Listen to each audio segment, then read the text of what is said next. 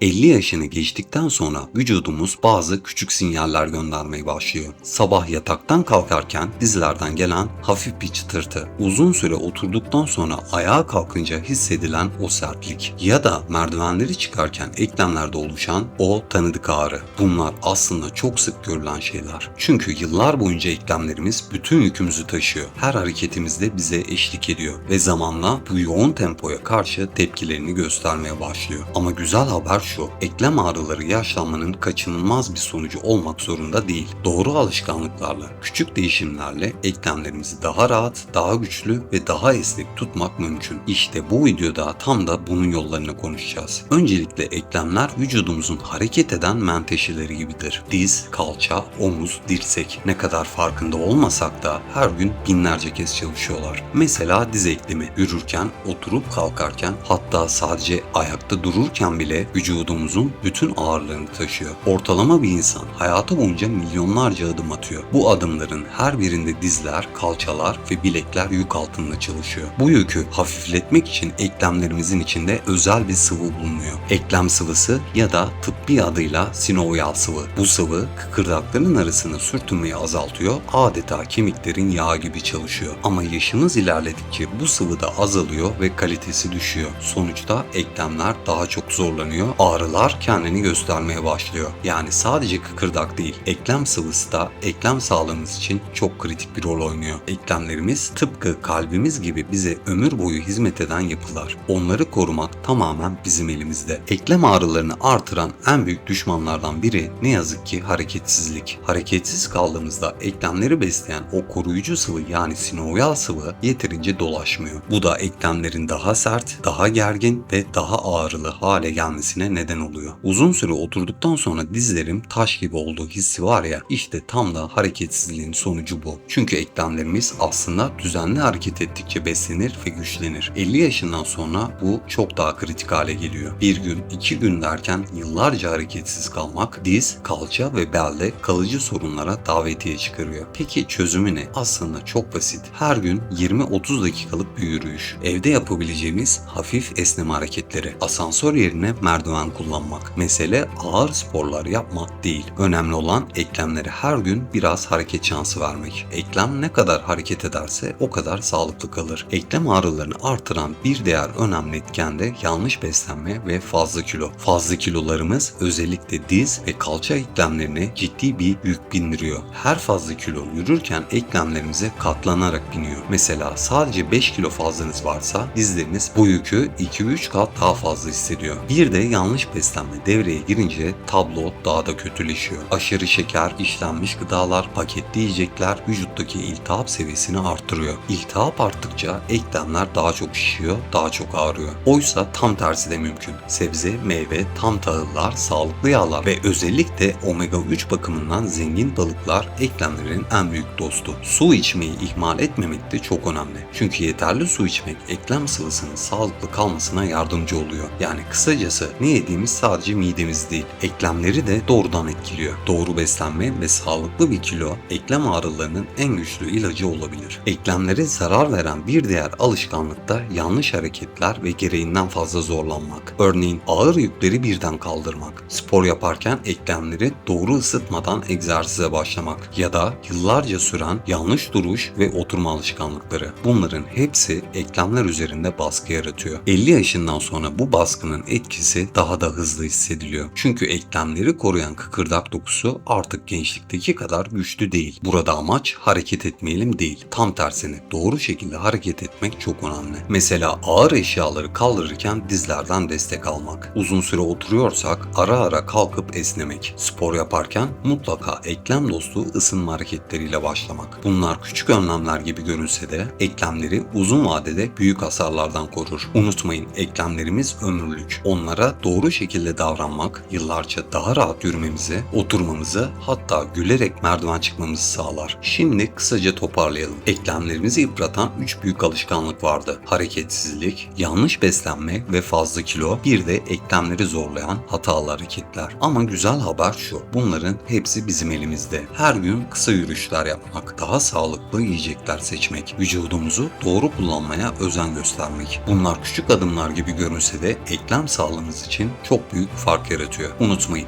50 yaşından sonra hayat bitmiyor. Tam tersine doğru alışkanlıklarla daha özgür, daha hareketli, daha konforlu bir hayat mümkün. Merdivenleri ağrısız çıkabilmek, torunlarımızla rahatça oynayabilmek, hatta keyifle uzun yürüyüşlere çıkabilmek. Hepsi bizim elimizde. Eklemlerimize ne kadar iyi bakarsak onlar da bize o kadar iyi hizmet eder. Videoyu beğenmeyi, paylaşmayı ve yeni içeriklerden haberdar olmak için abone olmayı unutmayın. Bir sonraki videoda görüşmek üzere. Sağlıklı ve hareket dolu günler dilerim.